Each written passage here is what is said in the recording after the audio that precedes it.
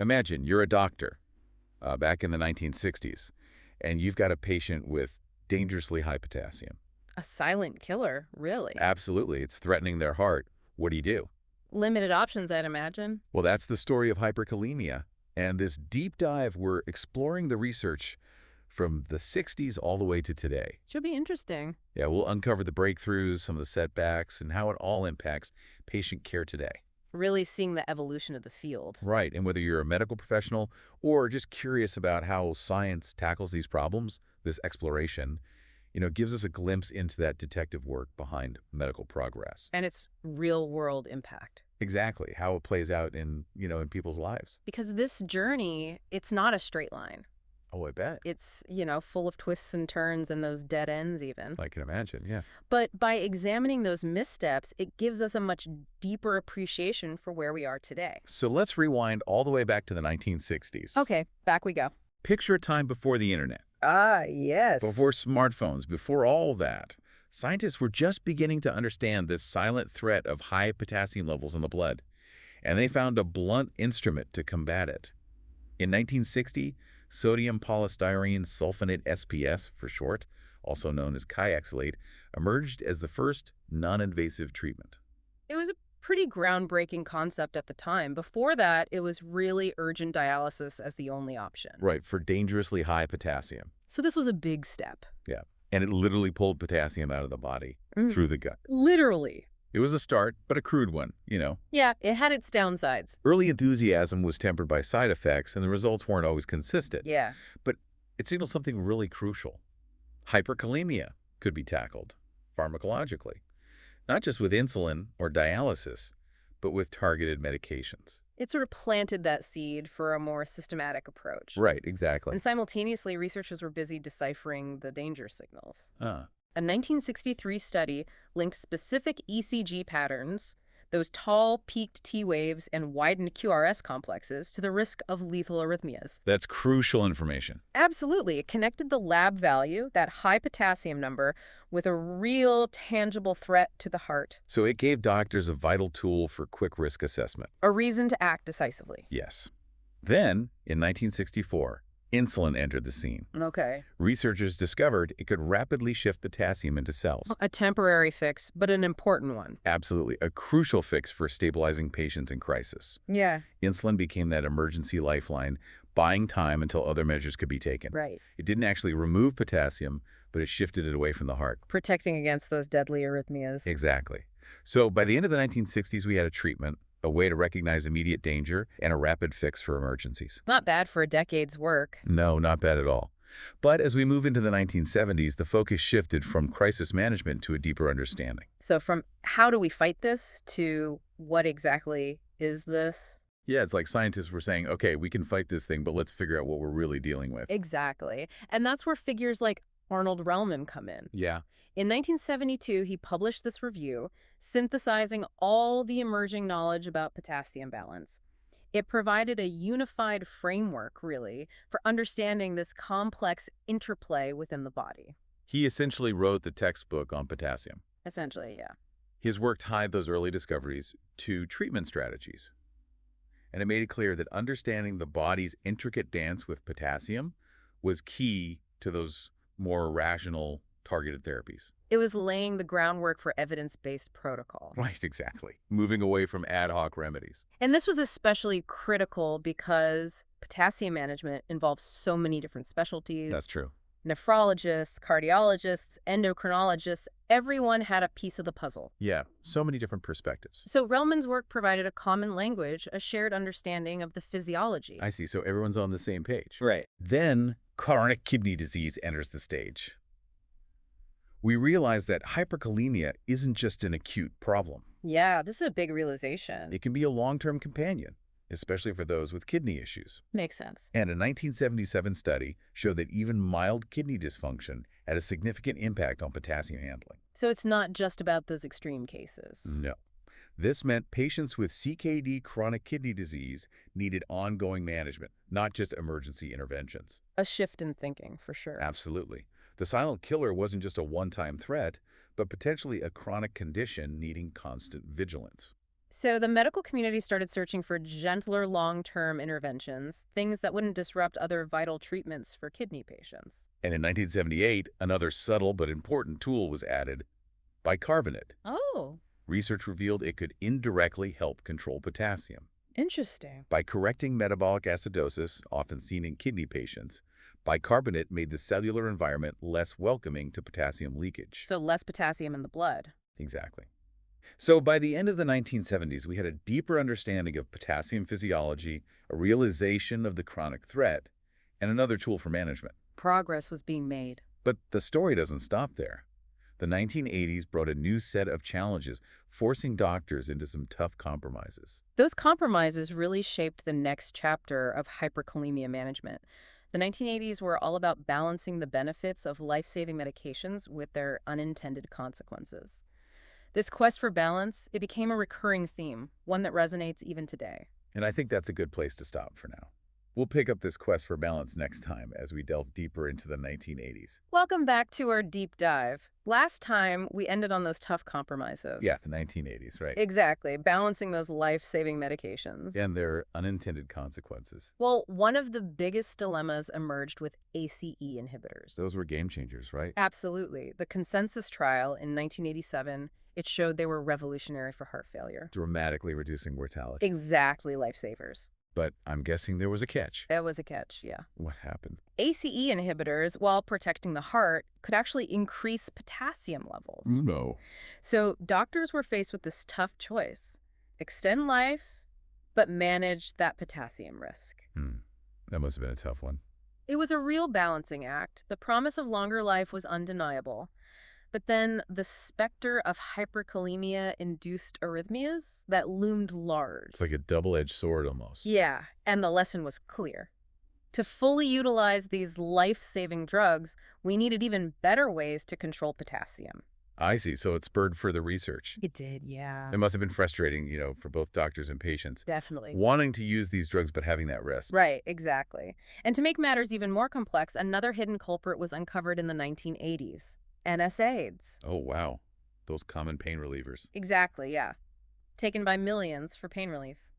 A 1986 study revealed how they could quietly impair the kidney's ability to excrete potassium. Yet another beneficial therapy with a metabolic cost. You got it. So vigilance became even more critical. It did. Regular potassium screening, especially for those on NSAIDs, anyone with kidney or heart issues, it was now essential. Essential, yeah. But the 1980s also offered a new tool for rapid stabilization. Oh, okay. Tell me more.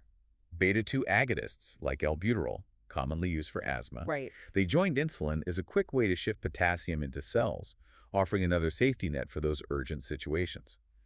So we have ACE inhibitors, this incredible class of drugs that comes with a potassium price tag. NSAIDs quietly contributing to the problem. And a new tool for quick stabilization. A lot going on. As we head into the 1990s, I'm sensing a pattern here. What are you thinking? It seems like RAAS inhibition is proving to be a bit of a double-edged sword. You're absolutely right. The 1990s cemented that pattern. While RAS inhibition was undeniably beneficial for organ protection, it consistently came with the need for, meticulous potassium management. It was a trade-off that researchers and clinicians were grappling with.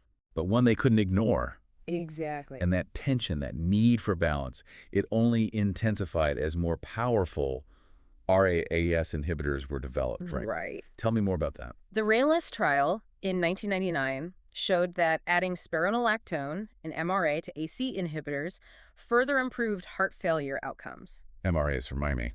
It's a type of RAAS inhibitor that works by blocking a specific hormone receptor. Oh, right. But, as you might expect, this combination significantly raised potassium concerns. Did, yeah. Another step forward, but with that familiar potassium shadow. Exactly. It seems like a frustrating cycle. It was. Chronic, subtle elevations of potassium became a common trade-off for the long-term benefits of these drugs. It was a new era in hyperkalemia management. I see. Preventing their subtle but dangerous increases was just as crucial as treating those acute spikes.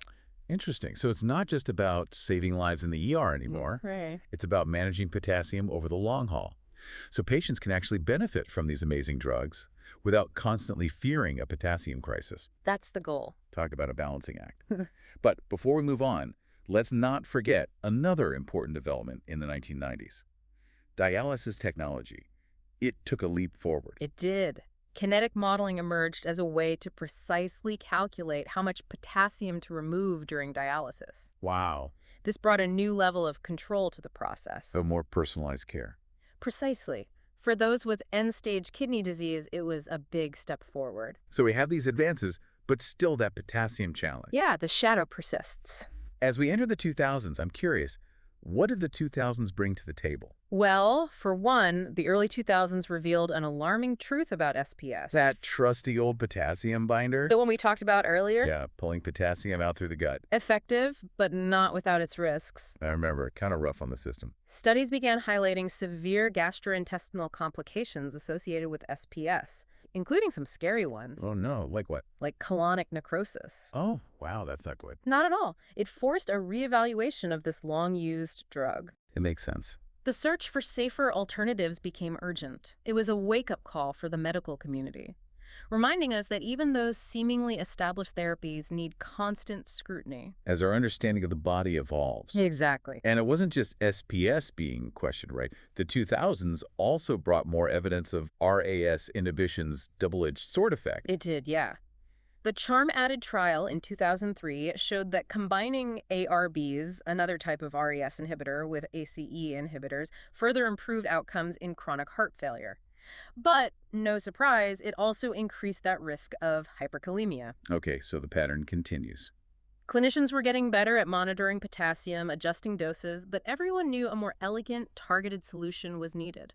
One that would let patients enjoy the full benefits of these life-extending drugs without constantly teetering on the edge of a potassium crisis. A tough problem to solve. It was. So, did that solution finally appear in the 2000s? Not quite. Eplerenone was introduced. Okay. It's a more selective MRA with a better safety profile than spironolactone. So a step in the right direction. Yeah, but it didn't completely eliminate those hyperkalemia concerns. The 2000s were a time of recognizing limitations, facing uncomfortable truths, and intensifying the search for better answers. And those answers? Well, they started to emerge in the following decade. The 2010s marked a real turning point in hyperkalemia management. New possibilities emerged, and the quest for balance took a giant leap forward. Welcome back to our deep dive into this century-long journey of tackling hyperkalemia. It has been quite a ride. Yeah, we've gone from those crude beginnings. These cutting-edge treatments we have today. It's amazing how far we've come. Yeah. As we wrap up, what stands out most to you from this whole story? It's tough to pick just one thing, but I think, that constant quest for balance. Yeah. Throughout this whole deep dive, we've seen how each step forward often brought a new dilemma. It's like 2 steps forward, 1 step back sometimes. Yeah, like ACE inhibitors, they've revolutionized heart failure treatment, but they could also raise potassium levels. Right, that double-edged sword. And NSAIDs offered pain relief. But they subtly impaired the kidneys. Yeah, their ability to handle potassium. Even those early potassium binders. Effective, but they carry their own risks. And it wasn't just about individual medications. The very concept of RAAS inhibition. So vital for protecting organs. It became this intricate balancing act. Trying to maximize the benefit while minimizing harm. Right? It really makes you appreciate the complexity of the human body, how interconnected everything is. Absolutely. And that complexity underscores the importance of a personalized approach. Modern hyperkalemia management, it's not about one-size-fits-all solutions. It's about understanding the individual patient. Their medical history, lifestyle, the whole picture. And tailoring treatment accordingly. So it's truly a collaborative effort. Very much so. Doctors from different specialties. Dietitians, even the patients themselves, all working together. And that collaborative spirit, it's reflected in the ongoing research, like the K-binder trial, looking at refining acute hyperkalemia management. Creating streamlined and evidence-based protocols for those emergency settings. Ensuring that patients receive the best possible care, no matter the situation. And beyond the ER, those new potassium binders, Potassium and SCC, game changers for long-term management. Right. They've allowed patients to stay on those crucial medications, like RAAS inhibitors, without living in fear of potassium spikes. It's about freedom, really. Freedom from those old compromises. Opening the door to better overall health. That's the goal. But I think the most inspiring takeaway from all of this is that science never stands still. Even after decades of research, there's still this thirst for improvement, a drive to refine our understanding and find even more effective solutions. It's what keeps us going, that drive to do better for our patients. So what does this all mean for our listeners? What's the one big takeaway from our deep dive into hyperkalemia? I think it's a call to action, to be informed, engage in our own healthcare, advocate for ourselves and our loved ones, Ask questions, understand our options, and work collaboratively with our healthcare providers to achieve the best possible outcomes. because knowledge is power. Absolutely. Knowing the history of a condition, understanding the evolution of treatments, it empowers us to make those informed decisions, helps us navigate the complexities of the medical world. It's about taking control of your health. It reminds us that the human body is this amazing, resilient machine, capable of incredible things, even in the face of challenges like hyperkalemia. There's always hope, always room for improvement, and always the possibility of a brighter future. Well said. This deep dive has been a true eye-opener, a reminder of the incredible progress we've made in managing hyperkalemia, and a glimpse into those complex challenges that lie ahead. Thank you for joining us on this journey of discovery.